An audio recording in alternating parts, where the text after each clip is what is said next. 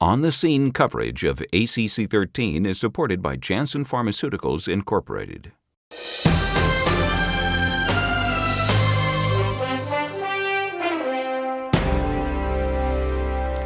Greetings from ACC 2013. My name is Jessica Mega, and I'm here with Dr. Alan Taylor, Chair of Cardiology at Georgetown. And today we're going to be discussing the HORUS trial. And it makes us think broadly about atherosclerotic disease in society today. So what are your thoughts when you think about all the increasing incidences of CAD and risk factors? How do you integrate that into your clinical practice?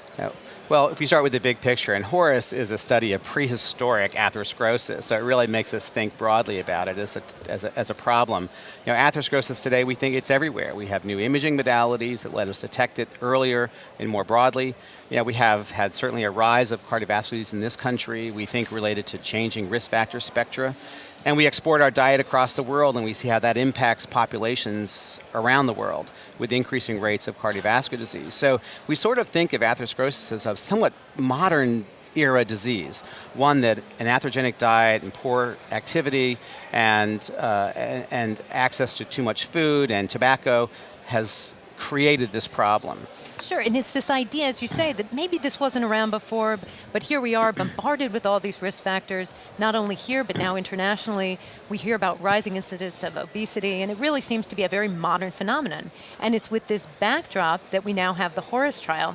And it's just very interesting to think about the design. Can you tell us a little bit about it? So this is brilliant work of Randy Martin's. You know, it's the coolest project, and if you leave the meeting and you've seen this, you'll just leave excited, because it's just how to be creative in medicine today. So Randy and his team have taken mummies, and they've done CT scans on mummies, looking for calcified atherosclerosis, and have such quantified that in areas of the coronary arteries and the aorta.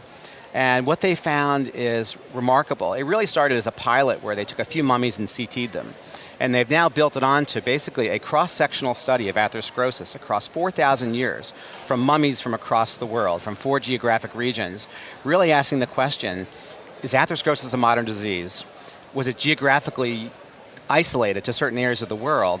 And were there any correlations or relationships to the mummies in life that predicted atherosclerosis? Sure, and I think it was a great idea that they, as you say, they looked across regions, because a lot of times we think of certain risk factors clustering either in terms of environmental exposures or genetic features. Right. But here they really tried to overcome this. And then if you can tell us a little bit about what were the actual observations after looking at all these mummies in this very creative fashion, what was seen? Right. Well, what's interesting is they saw a lot more atherosclerosis than you would anticipate. And in fact, and it was related to age. They found atherosclerosis in actually an important minority of even under 30-year-old mummies, meaning at the time of death they were less than 30. And they would estimate age based on aspects of the mummy. Mean ages of death were in the 40s. So across increasing age range, there was more atherosclerosis, which models really what we see today, which is interesting just because of the young age. And they didn't see really much in the way of geographic variation. Across the world, the mummies in different regions had about the same amount of atherosclerosis, which I find also fascinating because of the variety of diets. Even hunter-gatherers, you know, we think about that hunter-gatherer diet now being, you know, spending a lot of time capturing food and then making food, and it's a survivalist approach that would be very protective. Sure, and it wasn't. It was just as risky as the other populations living in agricultural areas, which I find really fascinating. And even today, there are people who are using these diets of hunter and gatherers and thinking that they may modify. And obviously, if you're reducing your overall caloric intake, you're reducing your fat content. But to your point, it was really something that was seen across all the populations. And it was age-related, so it tells us that there's something about aging. Now, we don't know their risk factors. We don't know what their cholesterol levels were, and we don't know, but we can only, and so we can't make any assumptions there. But, you know, it's striking to me that, you know, in this day and age, we explain with best techniques about 30% of atherosclerosis. It's a multifactorial disease. About 70% we don't understand where it came from. It's unexplained. So there's a lot of residual variance we don't know how to explain away. And maybe risk factors in these in these early times across 4,000 years were quite different, but they still led to the disease. And it'd be fascinating to see if there's insights from this prehistoric disease we could gain and apply to today's populations. Clearly now we have a evolving risk factor profile. Absolutely. That's atherogenic. You know, atherogenic dyslipidemia, more hypertension, and we're living longer. And that's a sign of progress.